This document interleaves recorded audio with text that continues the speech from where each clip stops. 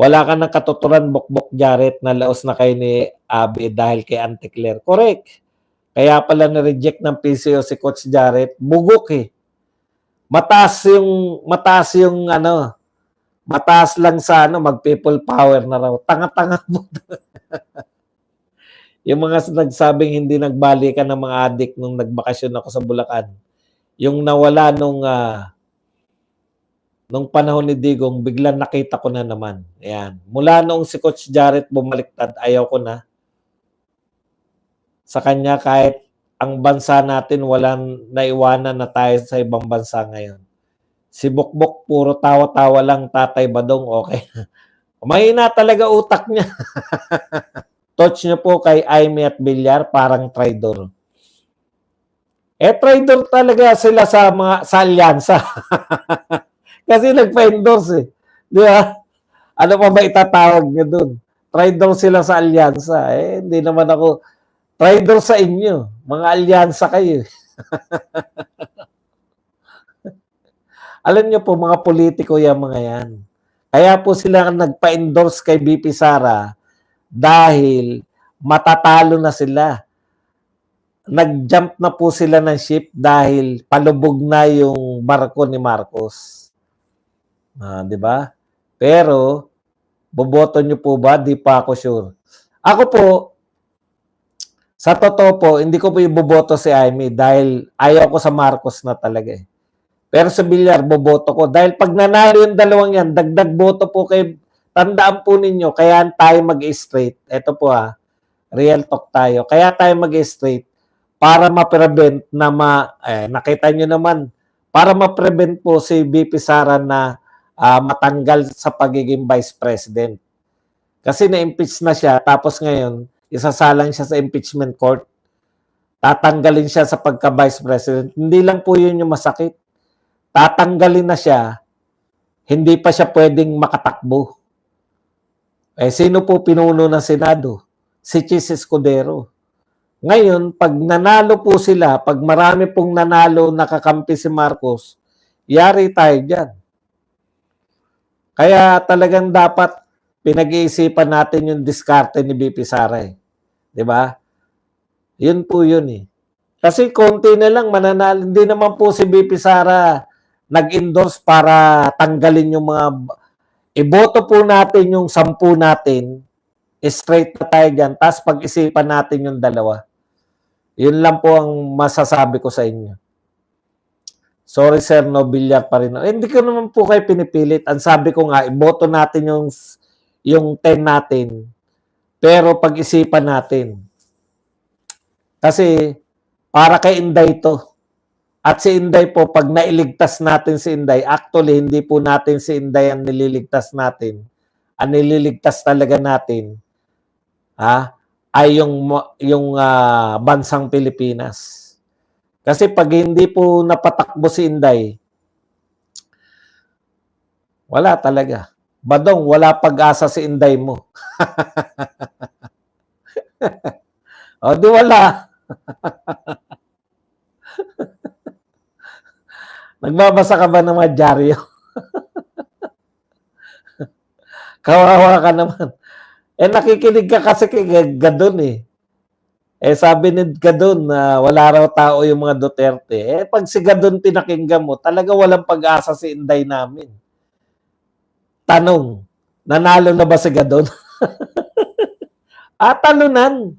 Talunan pala eh. Yun, doon kayo nakikinig. So, hindi sa bayan, para pala sa sindikato. Sindikato? Hindi rin sa bayan si BP Sara, kundi para sa sindikato. Paano mo nasabi? Ano naman magagawa ni Inday mo? Bigyan mo nga kami na magagawa ni Indayo para sumapi ako sa iyo. Hindi kita pinasasapi. Doon ka na lang kay Gadon. Wala akong interest na pasapiin ka. Sino ka ba? Pangalan mo pala, Solid North. Tapos, tanggap na po namin yan. May mga tao po na hindi kayang tanggapin na mabuti ang ginawa ni Duterte. Hindi kita kukumbinsihin.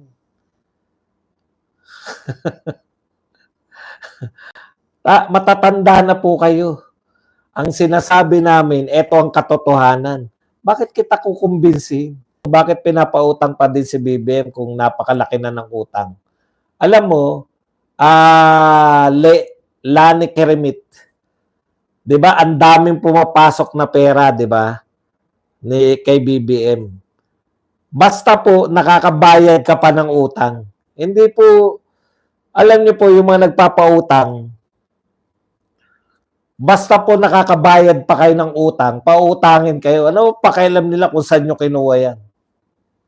Tandaan nyo po, ang dami pong kinuwang pera. Meron pong maharlikapan. Meron pong binenta po yung NAIA. Baka akala nyo, yung pagbebenta ng NAIA, libre lang yun. Hindi po. Daang bilyon po yan. Ayan po. Basta nakakabayad ka pa, nagbabayad para makautang pa uli. Kumbaga, nagbabayad ba si Digo? Kasasabi ko lang di ba? Ang hirap nilang paliwanagan. No? Basta nagbabayad, nakakautang. Pag hindi ka na nakakabayad, hindi ka na pautangin. Ganun lang po yun, di ba? Sa tingin niya, hindi raw nagbabayad si Digong. Bobo talaga. Bobo talaga. Wala tayong magagawa, di ba? Duterte pa rin. Tanong Boss Buds, kung hindi mo iboboto si Amy, paano kung isang boto na lang ang lamang ni Bam Aquino at na-impeach si Sara, matatanggap mo ba yun? Na ako nagpatalo kay Amy? Ano magagawa ko? Ayaw ko sa kanya. Pwede po magtanong. Yan. Solid North. Ayan. At Sylvia Isanta. Bakit po puro batikos at hindi nila suportan mga umuupo na Pangulo? Vic Policarpio. Alam mo, Vic Policarpio, kasi nasa demokrasya tayo. Alam mo yung demokrasya, sa demokrasya, pag sa diktadorya, yan, pwede yan na hindi batikusin. Sa demokrasya, talagang normal yon, no, babatikusin. Kasi, yun po ang pan-check and balance. Pag wala na pong sumisita sa pagkakamali ng mga tao, wala na gustong mag-correct, di tuloy-tuloy po yung pagkakamali niya. Napaka-normal po niya. Nasa democracy po kasi tayo. Kaya po, natural lang po na mayroong mga bumabatikos. Normal po yun. Ang hindi po normal, yung manawagan ka na ibagsak, o yung mga ganon. Manawagan ka na magrevolusyon. Pero yung binabatikos mo, halimbawa, binabatikos namin yung sinasabing pangingidnap kay Tatay Digong. Hindi naman po kami nagsabing kinidnap siya.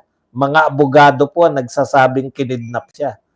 At unti-unti natin napapatunayan yan dito sa hearing ng Senate na nakikita natin, ito pala yung batas ng Pilipinas na hindi ka basta-basta pwedeng ipamigay sa ibang bansa na hindi dumadaan sa Philippine Court na hindi nila nagawa. Na yun naman pala, pwede palang papasukin si BP Sara pero hindi nila ginawa. Pwede palang talagang tama pala yung abogado ni Tatay Digong na ipaglaban yung Article 59 na hindi nila ginawa. Yan po ay bahagi po ng isang demokratikong lipunan na pwede kang magbatikos. Kaya kung ikaw ay tumakbo bilang